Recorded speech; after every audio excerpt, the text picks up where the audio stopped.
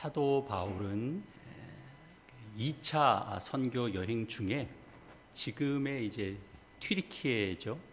튀르키예에서 배를 타고 그리스 북쪽으로 건너가서 그 지역의 이제 대표 도시가 됩니다. 빌립보에서 이제 복음을 전했습니다.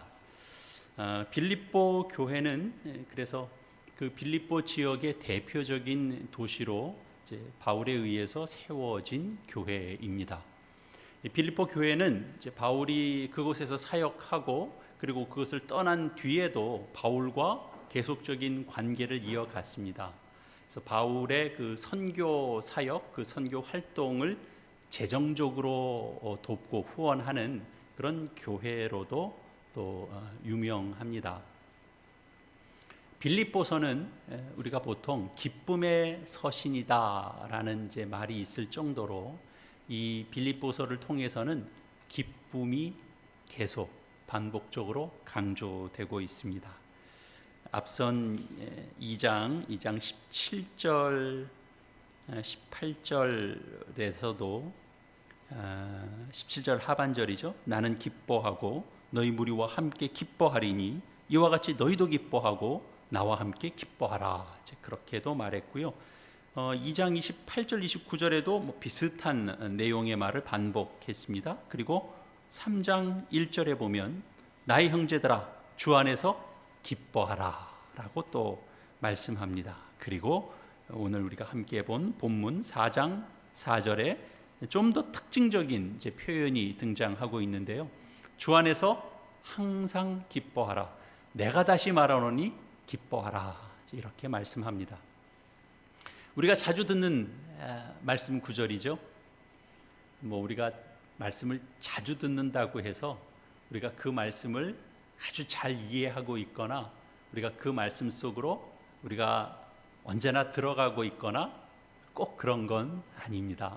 그래서 우리가 자주 듣는 말씀이지만 또 오늘 이 말씀이 어떤 의미를 담고 있는지 우리가 좀 확인할 필요가 있습니다.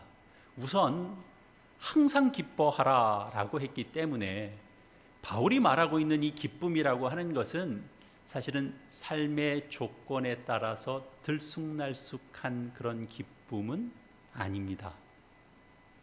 인생이 잘 풀리면 기뻐하고 안 풀리면 그 안에 없는 그런 기쁨은 아닌 거죠. 내 기분에 좌우되는 그런 기쁨과도 다른 것입니다. 그리스도인이라고 하는 이 존재론적인 어떤 근거에 근거하고 있는 그런 기쁨이라고 말할 수 있습니다. 말하자면 그리스도인이 되었기 때문에 그리스도인들의 일상에서 늘 이 기쁨이 충만한 겁니다. 근데 여러분 생각해 보십시오. 기쁨이 충만한 것, 여러분 실제로 가능합니까? 가능하다면 그것이 어떻게 가능합니까? 우선 좀 기쁨이라는 것과 재미라는 것을 좀 구분해서 한번 생각해 볼까요? 우선 현대인들은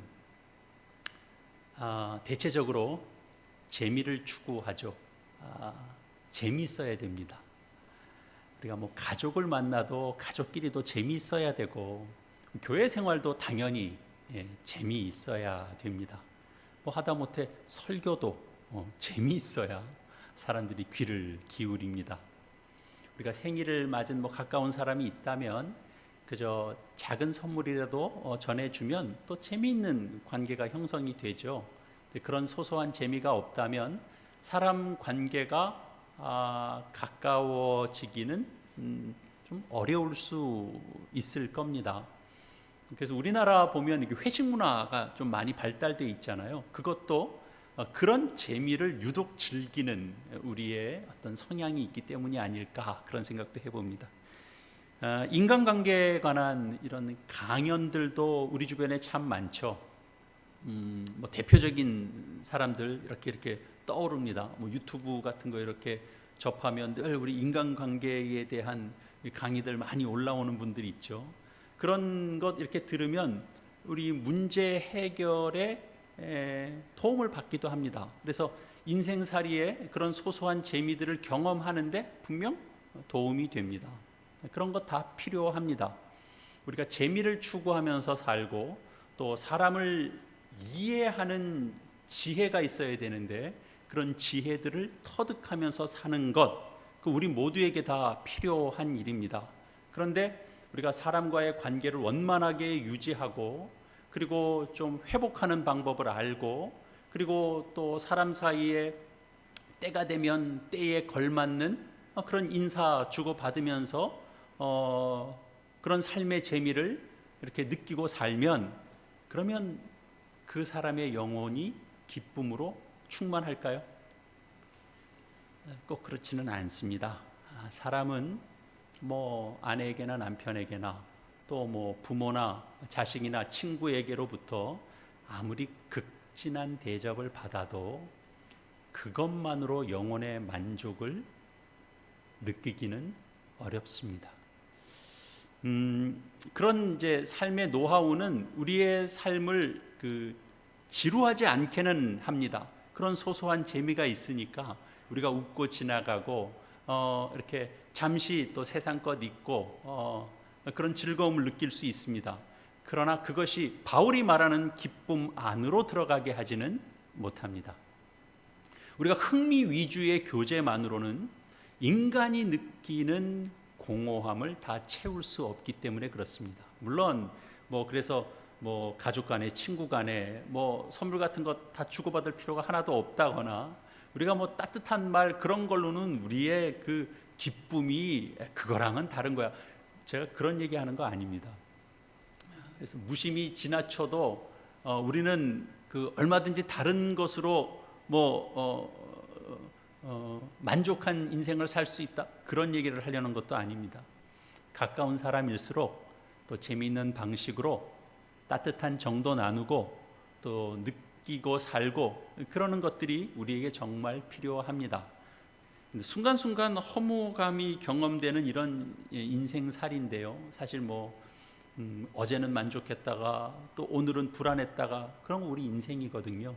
그런데 우리 인생에 그런 소소한 재미도 없다면 우리 연약한 인생이 우리의 삶을 어떻게 견뎌가겠습니까? 여러분 모두 또 이렇게 재미있게 사시기를 바랍니다. 방송에서 이렇게 예전에도 그런 방송 많이 유행했는데 요즘도 여전히 조금씩 이제 좀 달리해서 늘 이렇게 사람들 이렇게 짝지어주는 프로그램들이 많잖아요. 젊은 사람들은 요즘은 또 돌식 만남들도 이렇게 이어주기도 하고 그런 프로그램들이 많습니다. 그런데 이제 거기서 일정 기간 이렇게 프로그램을 보면 같이 이렇게 시간들을 보내고 뭔가 이렇게 마지막에 서로 잘 연결이 되게 하기 위해서 시간들을 보내잖아요. 근데 이제 최종 선택할 때 보면 출연한 사람들이 고민을 해요. 마음에서 이렇게 갈등도 있고 아직도 결정을 못했다는 사람도 있고. 근데 이제 그런 프로그램들을 다 보면 대체적으로 그런 걸 이제 판단 기준으로 삼죠. 이 프로그램 진행하면서 일주일이면 일주일, 2주일이면 2주일 내가 어떤 사람과 같이 있었을 때 내가 참 많이 웃었는가, 이렇게 좀 재미를 느꼈는가 이런 것들을 되짚어 보는 것도 중요한 기준으로 삼곤 하더라고요. 그러니까 재미라고 하는 것이 우리 연약한 인생에 정말 중요한 요소인 것만은 분명합니다. 그러나 다시 한번 강조합니다만 바울이 말하는 기쁨은 재미와는 다른 것이다 라는 것을 우리가 기억할 필요가 있습니다. 재미로는 우리의 영혼의 만족을 얻을 수 없습니다. 바울은 주 안에서 기뻐하라 라는 말씀을 합니다. 헬라어로는 퀴리오스인데요. 영어로는 이게 이제 로드입니다. 주로 하나님을 가리킬 때 사용하는 단어입니다.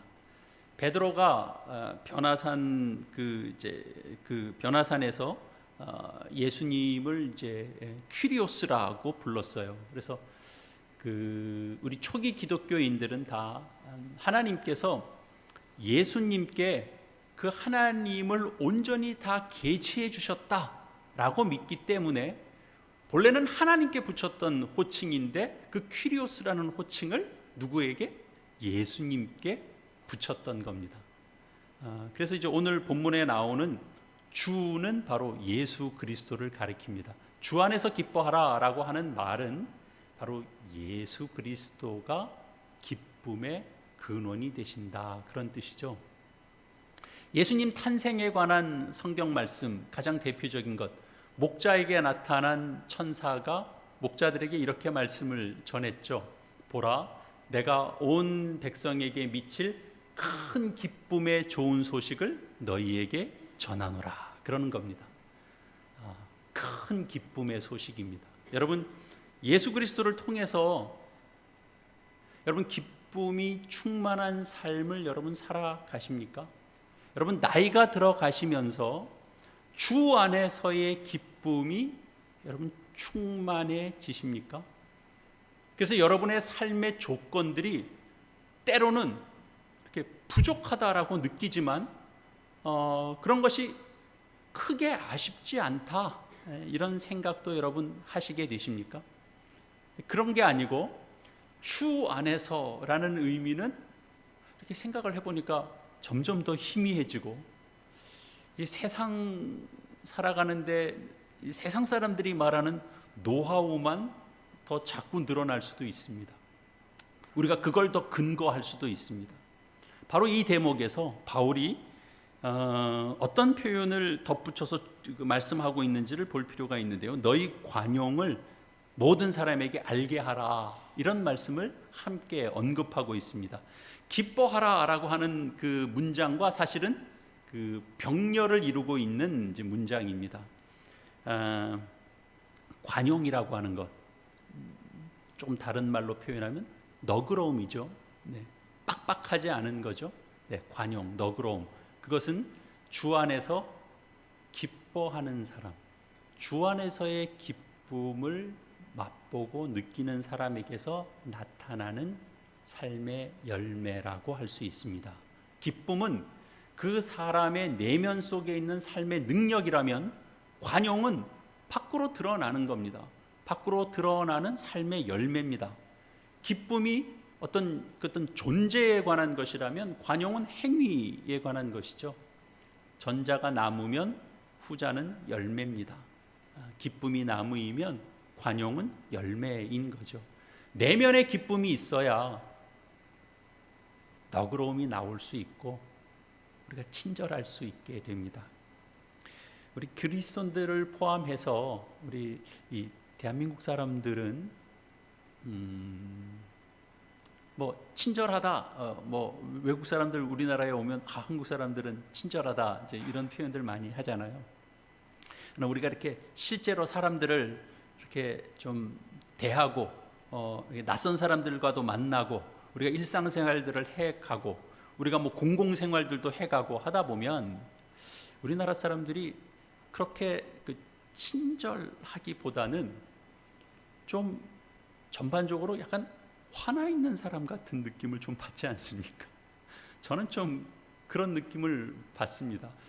좀 더 친절하게 할 수 있을 것 같은데 글쎄요, 제 기준에는 그렇지 못한 때들을 많이 겪게 됩니다. 그래서 우리는 좀 친절함이 좀 부족하지 않나, 그런 생각이 들어요. 뭐 당연히 우리가 사람들이니까 만나면 좀 서로 생각이 다를 수도 있고 언쟁할 수도 있고, 가족끼리 만나도 화를 낼 수도 있고 또 다른 이들과 싸울 수도 있고 나중에 내가 왜 그랬을까 그러고 후회할 일들이 생기고 그러죠.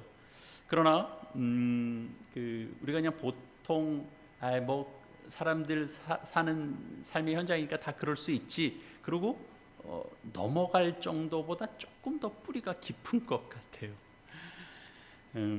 구약 시대에 가장 많은 비판을 했던 것은 바로 바알 신앙이었습니다. 바알을 숭배하는 신앙, 그것은 눈에 보이는 것을 쫓아가는 신앙입니다. 오늘날 현대판 바알 숭배 사상이라고 하면 뭘까요? 눈에 보이는 것을 쫓아가는 것, 물질주의죠. 물질 만능주의입니다.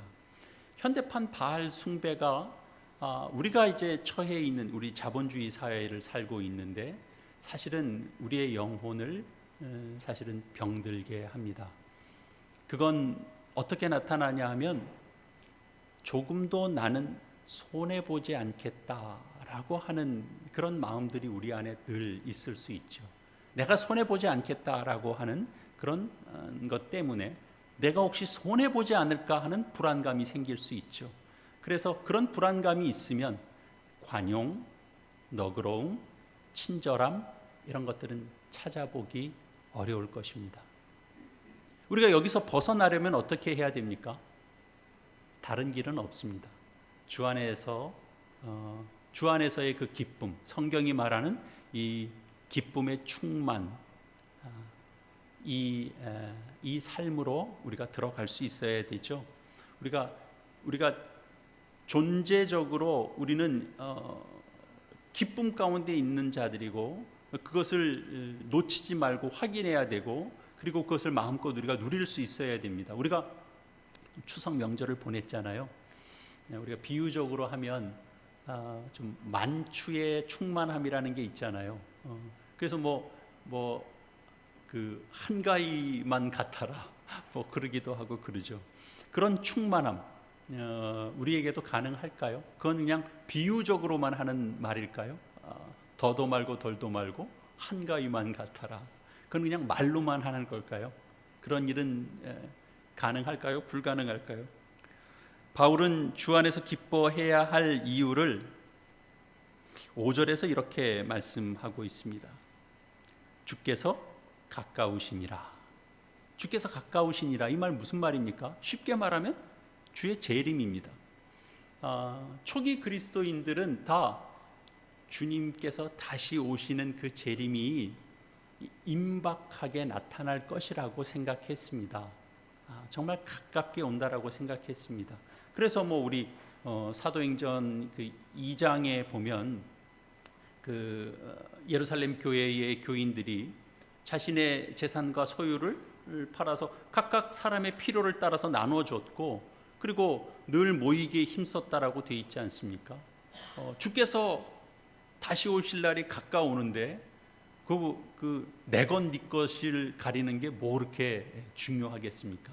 그런 것들을 붙드는 싸움을 하지 않았다라는 거죠. 사실 우리 이 시대에 주의 재림은 참 시간표대로 우리가 아는 시간표대로 계산하기는 그건 불가능한 일입니다. 왜냐? 우리가 아는 시간과 하나님께서 갖고 있는 시간은 이것은 대단히 질적으로 다른 겁니다. 여러분에게 죽음의 가까움을 느끼시는가 이렇게 물어보면 어떤 사람은 아직 여유 있게 느낄 사람도 있을 겁니다. 나이가 70쯤 되신 분과 나이가 한 30쯤 된 사람이 느끼는 이 죽음에 대한 시간은 분명 다를 것입니다. 그러나 궁극적인 차원에서 보면 예를 들어서 우리가 만년 후의 관점에서 보면 오늘날 이 시간에 70이 되신 분과 30이 된 사람의 그 시간대는 구별이 없는 겁니다. 그냥 같은 시대인 겁니다.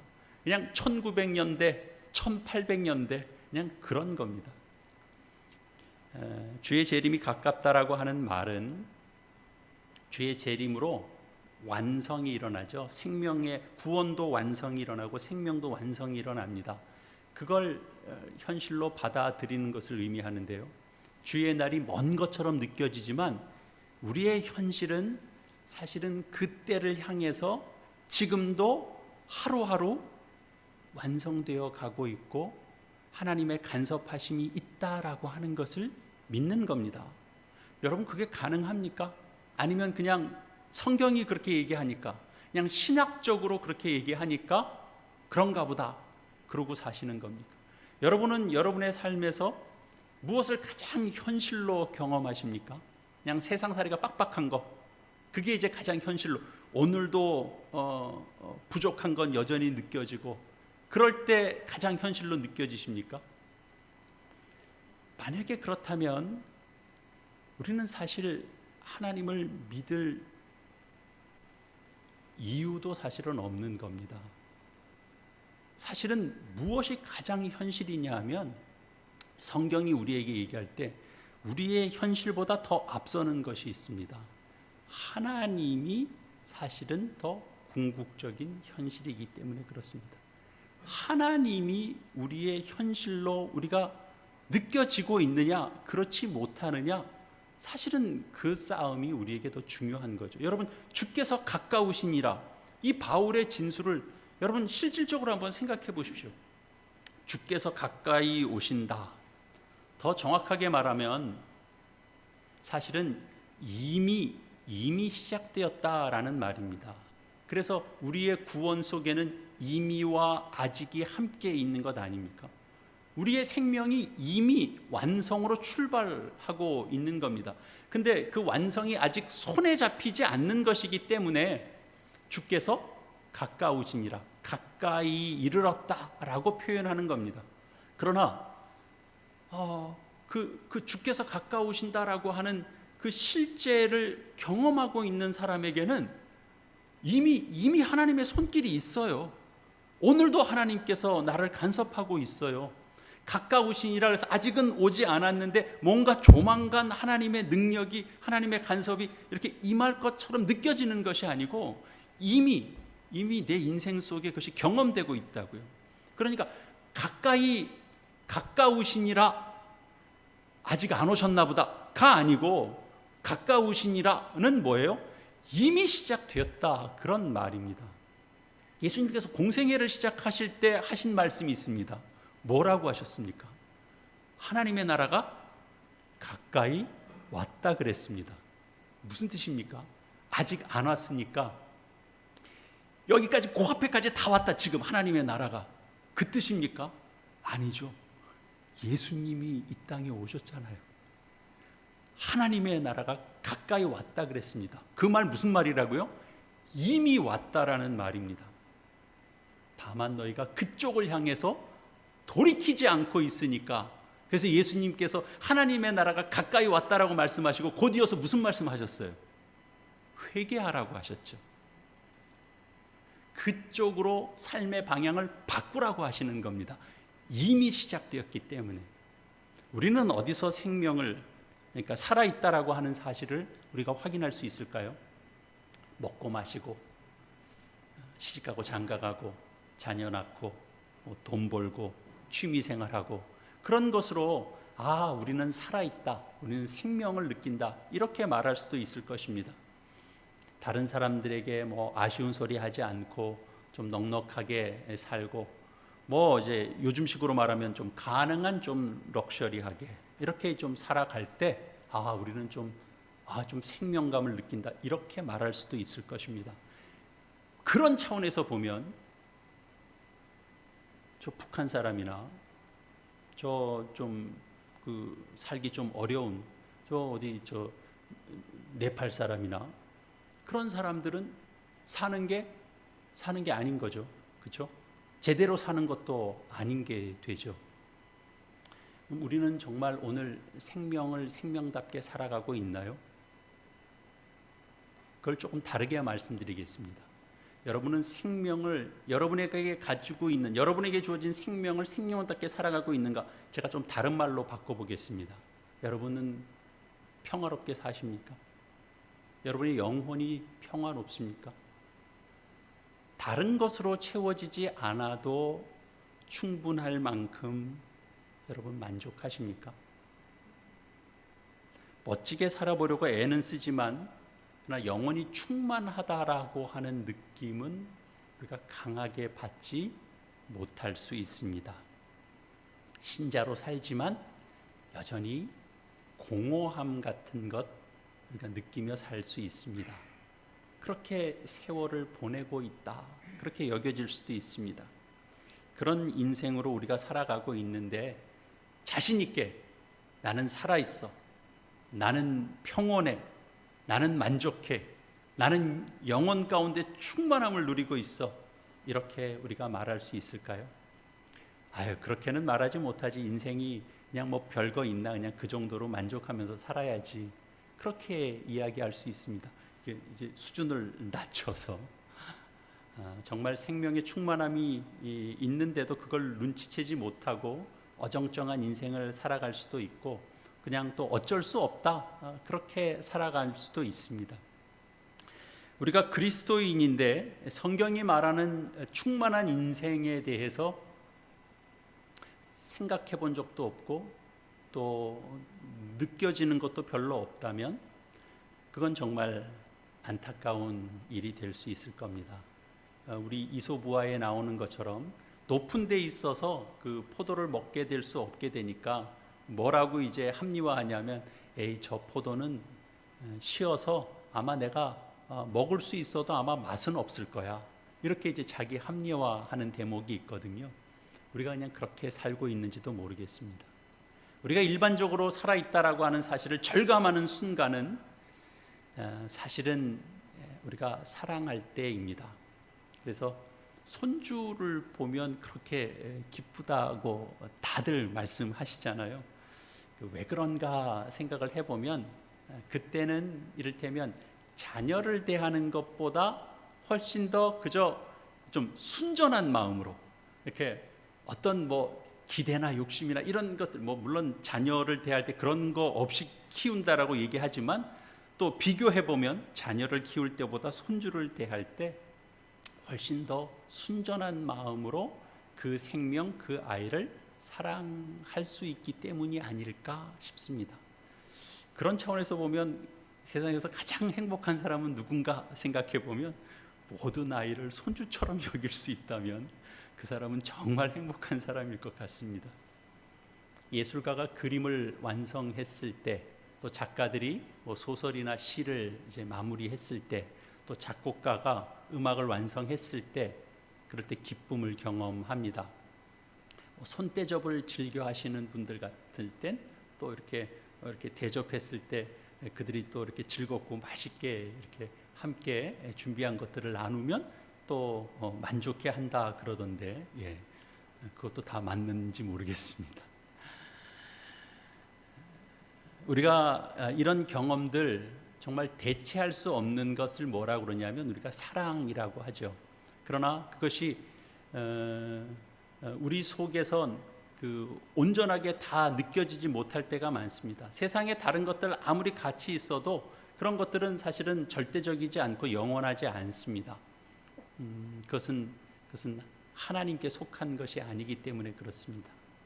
우리가 변하지 않는 건 하나님과 함께 할 때, 우리가 하나님과 함께 할 때, 하나님께서 우리를 참된 기쁨의 세계로 안내할 때, 그럴 때 우리는 정말 살아있다라고 하는 것들을 경험하게 됩니다. 왜냐하면 하나님만이 참된 의미로 우리를 진정으로 사랑하시는 분이시고, 그분만이 가장 선하신 존재이시기 때문에 그렇습니다. 우리가 그 사실을 진정 우리가 안다면 우리는 우리의 기쁨이라고 하는 것이 좀 더 다른 차원으로 나아갈 수 있습니다. 우리가 더 기쁨의 충만함에 대하여 한 걸음 더 나아갈 수 있습니다.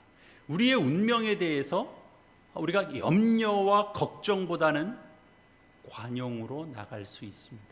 그 사랑의 능력을 바울이 고린도전서 13장에서 이렇게 노래했습니다. 여러분 잘 아시는 말씀입니다.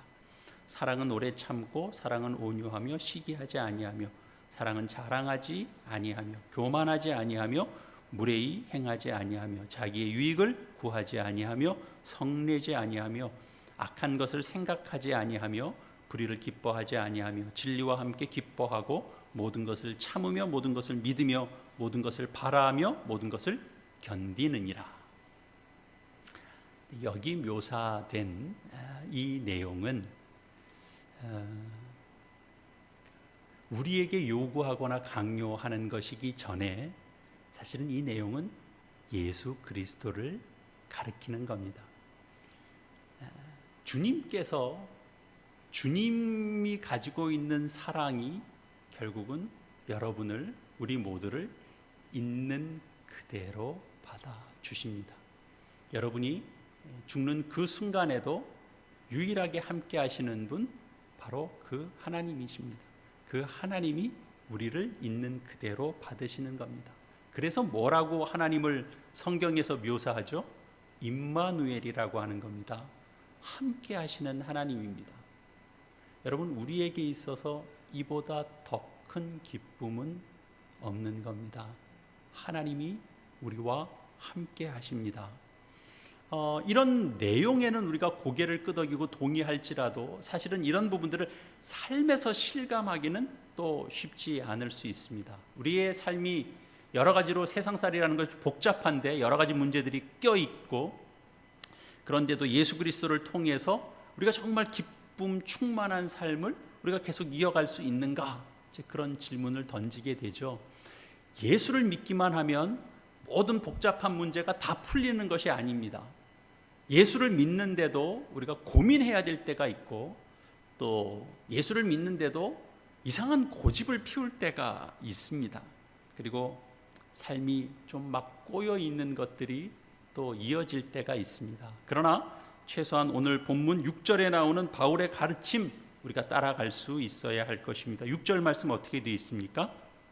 아무것도 염려하지 말고 다만 모든 일에 기도와 간구로 너희 구할 것을 감사함으로 하나님께 아뢰라, 그럽니다.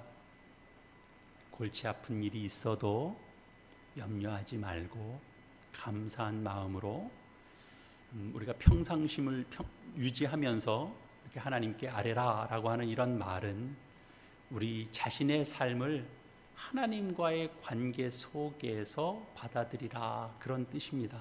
그것이 우리 그리스도인들의 인생입니다. 그리스도인들의 삶입니다. 사람들의 그런 어떤 시시비비가 있습니다. 무엇을 먹을까, 무엇을 마실까, 무엇을 입을까, 어디 가서 살아야 될까, 이런 걱정, 그런 부분들, 그것만이 아니고 우리의 삶에서 하나님과의 관계에 집중하는 삶을 살아라, 그럽니다. 그럴 때 그리스도인들에게 어떤 일이 일어나는지를 7절에서 이렇게 말씀해 주고 있습니다. 오늘 다른 말씀은 다 놓치더라도 7절 말씀은 꼭 기억하고 가시기 바랍니다. 함께 읽겠습니다. 그리하면 모든 지각에 뛰어난 하나님의 평강이 그리스도 예수 안에서 너희 마음과 생각을 지키시리라. 그리스도의 평화가 마음과 생각을 지킨다. 이 말은 결국은 뒤집어 보면 무슨 말입니까? 세상 일로 우리가 요동치지 않게 하나님께서 붙드신다라는 겁니다. 하나님이 없으면, 하나님께서 우리의 생각과 마음을 지키는 일이 없으면 우리는 그저 작은 일에도 끌어오르는 감정을 어떻게 주체하지를 못할 겁니다. 작은 일에도 우리는 불안에 떨어서 이 하룻밤을 지내지 못할 겁니다. 우리가 우리의 생각과 마음을, 내 마음이 마인드 컨트롤하고 그러는 것이 아닙니다. 하나님이 우리의 마음을 지키실 때만 우리가 평강을 얻습니다. 내가 걱정하지 않아야지, 내가 그러면 마음에 평강이 오는 게 아닙니다. 9절 말씀에서도 보면 같은 말을 반복하고 있는 거예요. 평강의 하나님이 너희와 함께 계시리라 라고 다시 한번 강조하죠. 하나님께서 주시는 평화를 경험한 삶은 당연히 기쁨을 이야기하게 됩니다. 여러분, 이런 부분들이 여러분 이렇게 경험되어지고 믿어지십니까? 아직 감이 없을 수도 있습니다. 그러나 생각해 보십시오. 지금 이 서신을 쓰고 있는 사도 바울은 지금 넉넉한 형편에 있나요? 그렇지 않습니다. 바울은 지금 감옥에 갇혀 있습니다. 그가 옥에 갇힌 몸으로 이 서신을 쓰고 있는 겁니다. 그에게 걱정할 일이 없는 것도 아닙니다. 그가 감옥에 갇혀 있는 동안에 바울을 비난하는 대적자들이 바울이 갇힌 것 때문에 이제 비난할 근거가 더 확실해졌죠. 그러니 이제 봐라, 저 하나님께서 쓰시는 종이라면 왜 옥에 갇히겠냐, 하나님이 버린 종이다. 그러니까 바울이 이야기하는 건 다 쓸모없고 다 거짓된 가르침이다. 이러고 이제 신나게 자신들을 드러내는 사람들이 많아졌다라는 소식을 옥에서 듣습니다. 여러분, 그러면 마음이 어떻겠습니까? 분하지 않겠습니까? 요동치지 않겠습니까? 바울이 사랑과 믿음과 헌신으로 세운 교회 안에, 복음을 전한 그 교회 안에 거짓 교사들이 들어와서 어지럽힌다라고 하는 소식을 듣습니다. 다 걱정할 일들입니다. 그러나 바울은 예수 그리스도 안에서 하나님의 사랑을 경험한 사람이기 때문에 바울은 항상 기뻐하라 라고 외칠 수 있었고, 빌립보 교회에 그렇게 말씀을 전할 수 있었던 겁니다. 여러분, 비유적으로 말하면 이러는 겁니다. 애벌레가 나비가 된다는 사실을 알기 때문에 애벌레가 나는 왜 내 삶은 이렇게 구차한가, 나는 왜 애벌레인가, 이렇게 불평하지 않고 염려하지 않는 것과 같습니다. 비유적으로 말하면 그런 겁니다. 하나님과의 관계에 집중할 수 있는 거죠. 여러분, 명절을 맞이하기 전과 또 명절을 겪고 나면 우리가 전후가 좀 다를 수 있어요. 명절 오면 늘 기쁘기만 한가요? 기쁨으로 맞이했다가 우리가 속상함과 걱정과 염려와 때로는 분노가 있을 수도 있습니다. 어떻게 극복해야 되나요? 하나님과의 관계에 우리는 집중해야 됩니다. 그분이 여러분의 삶을 복되게 하십니다. 하나님이 여러분의 삶을 헛되지 않게 합니다. 그 하나님이 여러분과 함께하고 여러분의 삶을 지킵니다. 그렇기 때문에 항상 기뻐하라, 그렇게 말씀할 수 있는 겁니다. 그렇기 때문에 관용을 베풀어라, 그렇게 말할 수 있는 거죠. 그렇기 때문에 너희는 감사할 수 있는 자들이다, 그러는 겁니다. 그래서 너희는 항상 감사하라, 그러는 겁니다. 우리는 얼마나 이 하나님과의 관계 속에서 신자가 누릴 수 있는 이 존재론적인 기쁨 가운데 여러분 충만해 있습니까? 우리 모두가 함께 점검하시고 예수 그리스도 안에서만 하나님으로 인한 기쁨이 무엇인지 알 수 있고 그리고 경험할 수 있다라는 사실을 여러분 다시 한번 깨닫으시고, 예수 그리스도 안에서 우리의 인생을 오늘도 우리가 처해 있는 환경, 내 인생은 왜 이렇지가 아니고 우리 인생이 빡빡하든 어렵든 뭔가 풀리지 않는 이 꼬여있는 그런 매듭 속에 있든 다 상관없습니다. 하나님 그 속에 함께하고 있습니다. 우리를 하나님께서 가장 복된 길로 인도하시고 계시고 우리를 가장 생명 있는 자로 붙들고 계십니다. 어디서요? 하나님과의 관계 속에서. 그것으로 다시 한번 확인하시고 우리 예수 그리스도 안에 있는 인생의 이 복된 것 누려가시는 저와 여러분 다 되시기를 이 말씀으로 축원합니다. 함께 기도하시겠습니다. 우리 화음의 기도 함께 드리시겠습니다. 기도하시겠습니다. 주님, 하나님, 저희는 기쁨의 삶을 살기 위해서 참 부단하게 애쓰면서 삽니다. 재미있게 살려고 많이 배우기도 하고 재미있게 살려고 열심히 일하고 부지런히 돈도 모읍니다.